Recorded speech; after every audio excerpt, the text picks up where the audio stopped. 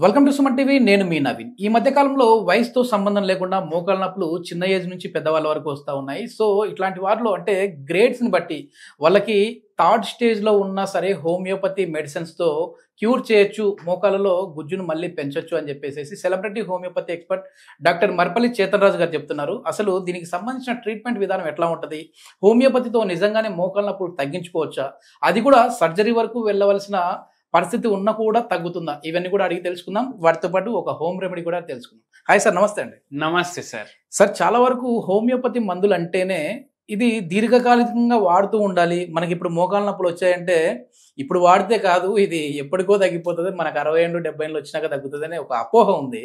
So మోకాళ్ళ నొప్పుల్ని surgery వరకు వెళ్ళే వాటిని కూడా మీరు రియల్ టైమ్ ఎక్స్పీరియన్స్లో తగ్గించారు. అది ఎట్లా సాధ్యం అంటారు?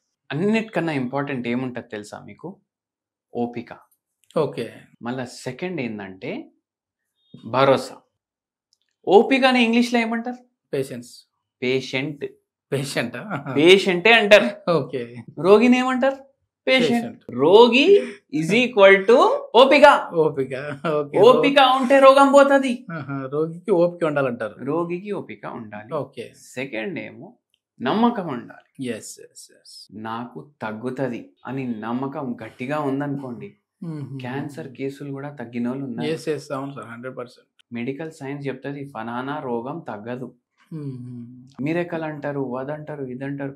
ఎందుకు మనం ఒప్పుకోవద్దు ఈ రోగం తగ్గుతుంది అనేసి? అవునా కాదా? మనకు తగ్గించడానికి రాకపోతే సరే, ఓకే.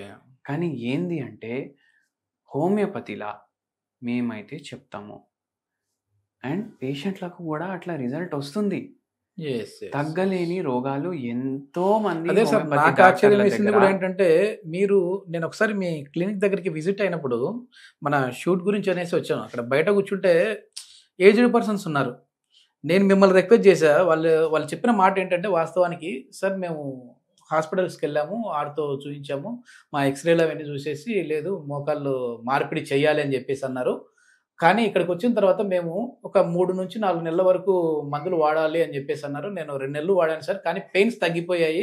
ఇప్పుడు మాకు నమ్మకం వచ్చింది, మోకాళ్ళ నొప్పులు తగ్గిపోతాయి, మళ్ళీ గుజ్జు పెరుగుతుంది అని చెప్పేసి వాళ్ళు అన్నారు. నేనేమన్నానంటే మీతోటి, సార్ ఒక టెస్ట్ మనీ తీసుకుందాం అని చెప్పేసి అడిగితే, లేదండి నా పేషెంట్ని అట్లా రివీల్ చేయడం కూడా నాకు ఇష్టం లేదని చెప్పేసి అన్నారు. ఇప్పుడు వరకు ఏ పేషెంట్ కి నేను చూపించలేదు, ఏ పేషెంట్ కి చెప్పమని కూడా చెప్పలేదు. అవును సార్, అదే నేను ఆశ్చర్యపోయింది ఏంటంటే, మరీ అంత ఇప్పుడు అతని వయసు కూడా నియర్లీ 63, 64 అట్లా ఉంటుంది అనుకుంటా ఉన్నా. సో అట్లాంటి వాళ్ళకి మోకాళ్ళ మార్పిడి చేయాల్సిన పరిస్థితి వచ్చినప్పుడు కూడా మెడిసిన్స్తో తగ్గాయి. మీకు ఒక ఫెంటాస్టిక్ కేసు చెప్తా సార్ నేను. ఒక పేషెంట్ కి రుమటాయిడ్ ఆర్థరైటిస్ ఉండే. ఓకే. ఎన్నో ఏండ్ల నుంచి ఉండే. మళ్ళా దాని తర్వాత అరుగుదల కూడా స్టార్ట్ అయింది. ఓకే. ఆల్రెడీ ఒక రకం ఆర్థరైటిస్ ఉంది, ఇంకో రకం ఆర్థరైటిస్ వచ్చింది ఆ పేషెంట్ కి. ఓకే. మోకాళ్ళకు టీకేఆర్ చేయాలని చెప్పింది. ఓకే. ఓకే. అంటే టోటల్ నీ రీప్లేస్మెంట్ చేయాలి. పేషెంట్ ఏమన్నారు తెలుసా మనకు? నాకు డాన్స్ అంటే చాలా ఇష్టం. ఓకే. భరతనాట్యం చాలా ఇష్టం ఉండే ఆ పేషెంట్ కి, చేస్తుండే కూడా. అది చేయించుకుంటే నాకు చేయనీకి వస్తుందా రాదా? ఓకే. ప్యాషన్ కోసం నేను ఏమైనా చేస్తా, మోకాలు ఇయ్య. ఓకే. ఓకే. కావాలి నా మోకాలు నాకు. కానీ రుమటాయిడ్ ఆర్థరైటిస్ వల్ల ఎంతో తగ్గిపోయింది కదా ఆ పేషెంట్ది డాన్స్. చాలా నొప్పి ఉంటుంది. ఏమంటున్నారు, మార్నింగ్ లేస్తా కాళ్ళు కింద పెడితే మార్నింగ్ స్టిఫ్నెస్ అంటారు. ఓకే. ఆ టైర్లు ఉంటాయి కదా, చల్లగా ఉంటాయి ఒక్కొక్కసారి, అది ఇట్లా ఏదో బుల్లెట్ కొట్టినట్టు ఉంటుంది నా కాళ్ళలో. అంత నొప్పి ఉంటుంది. నిల్చోడానికి ఫస్ట్ ఒక 10 అడుగులు నేను బాత్రూమ్ వరకు పోయినప్పుడు వరకు టక్ టక్ టక్ టక్ టక్ సౌండ్లు వస్తాయి మొత్తం. ఓకే. ఓకే. మళ్ళా దాని తర్వాత ఎంతోసేపు తర్వాత నేను జర ఛాయ్ తాగినాక కూసున్నాక జర్రా ఫ్రీ అవుతాయి. ఓకే. పూజ కూడా చేసుకోలేకపోతున్నా సరిగా. రుమటాయిడ్ ఆర్థరైటిస్ తగ్గదు అంటారు. ఓకే. ఆటో ఇమ్యూన్ డిజార్డర్ తగ్గదు అంటారు. హోమియోపతి మెడిసిన్స్ తోటి తగ్గుతున్నాయి.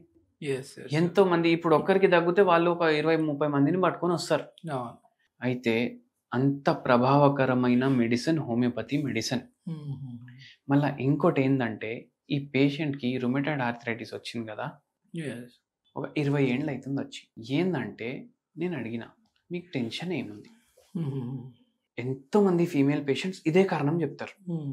అండ్ ఎంతోమంది ఫీమేల్ పేషెంట్స్కి ఎవరికైతే ఈ ప్రాబ్లం ఉంటుంది కదా, వాళ్ళకి మ్యారేజ్లో ఏదో ప్రాబ్లం అయింది. ఓకే.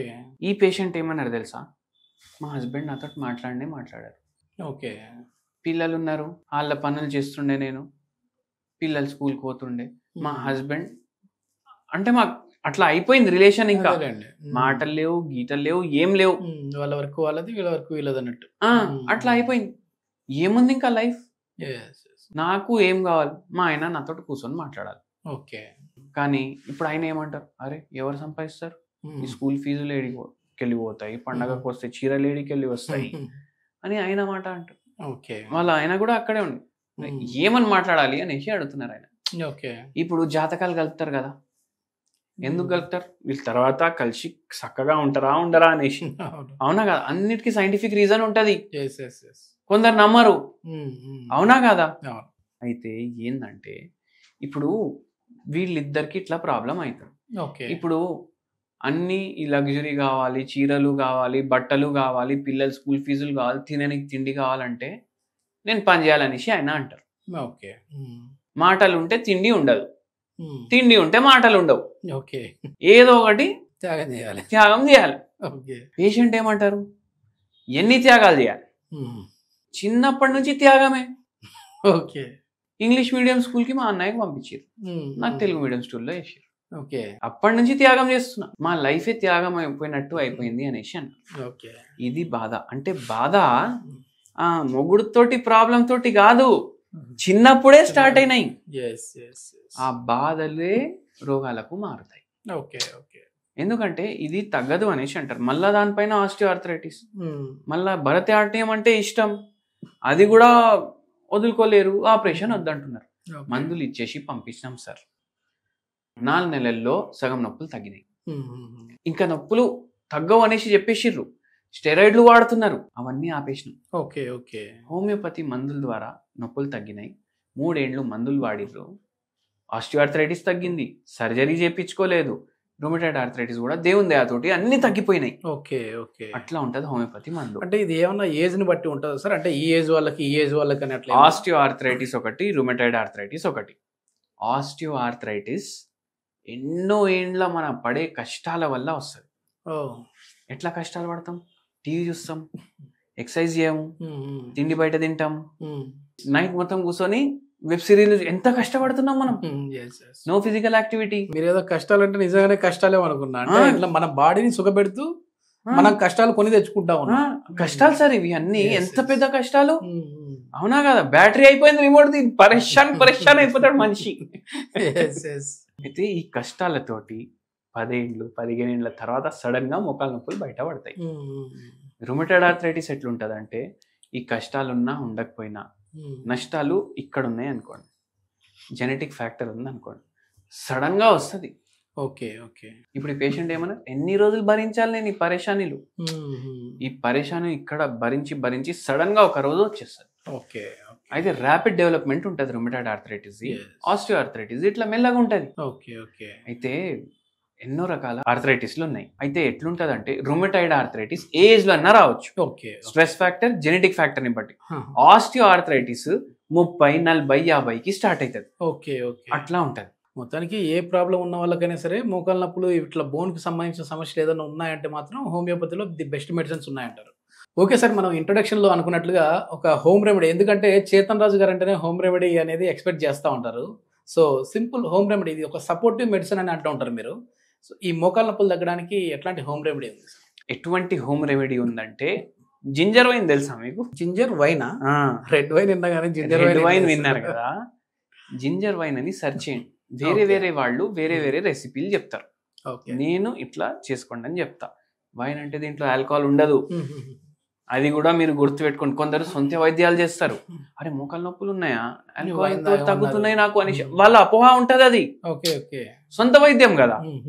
మీకు మోకాల నొప్పులు ఉన్నాయి, మీరు సింపుల్ గా ఏం చేయాలంటే, సొంటి ½ స్పూన్, ½ స్పూన్ తేనె, సొంటి పౌడర్ దంచుకోండి, దాన్ని పౌడర్ అయిపోతుంది అది. ½ స్పూన్ తీసుకోండి, ½ స్పూన్ మీరు తేనె తీసుకోండి, 2 మంచిగా కలుపుకోండి. బాయిల్ చేయండి వాటర్, ఆ బాయిలింగ్ వాటర్ దీంట్లో వేయండి. కలుపుకోండి బాగా, 300 ml ఉండాలి. ఇది మీరు మార్నింగ్ డైలీ తాగండి. Okay okay. ఇది జింజర్ వైన్ అంటారు. ఏదో వైన్ అంటే ఏమన్నా ఆల్కహాల్ ఉంటదేమో అనుకున్నా, ఆ, కానీ కాదు. కాదు. Okay okay. డైలీ మార్నింగ్ తాగండి. యాంటీ ఇన్ఫ్లమేటరీ ప్రాపర్టీస్ ఉంటాయి. వాపులు తగ్గిపోతాయి. వాపులు తగ్గుతాయి.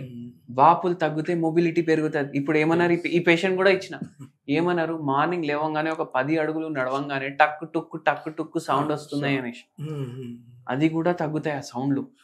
మళ్ళీ దాని తర్వాత బరువు తగ్గడానికి హెల్ప్ అవుతుంది. బరువు కూడా ఎక్కువైతే అవుతుంది కదా ఈ ప్రాబ్లం, ఆర్థరైటిస్లు అవి కూడా తగ్గడానికి హెల్ప్ అవుతుంది. నిద్ర మంచిగా రావడానికి హెల్ప్ చేస్తుంది, రిలాక్స్ ఫీలింగ్ ఇస్తుంది, అండ్ జీర్ణ వ్యవస్థ కూడా మంచిగా. ఇది మొత్తం మీద ఏంటంటే మోకాళ్ళ నొప్పులు వచ్చాయి కదా అని చెప్పేసి కనీసం డాక్టర్స్ని కూడా విజిట్ అవ్వకుండా మీ ఇష్టం వచ్చినట్లు మీరు మెడికల్ స్టోర్కి వెళ్ళి టాబ్లెట్స్ వాడారంటే మీ కిడ్నీల మీద ప్రభావం చూపుతుంది. అట్లా కాకుండా హోమియోపతిలో ది బెస్ట్ మెడిసిన్స్ ఉన్నాయని చెప్పేసి డాక్టర్ చేతన్ రాజ్ గారు చెప్తున్నారు.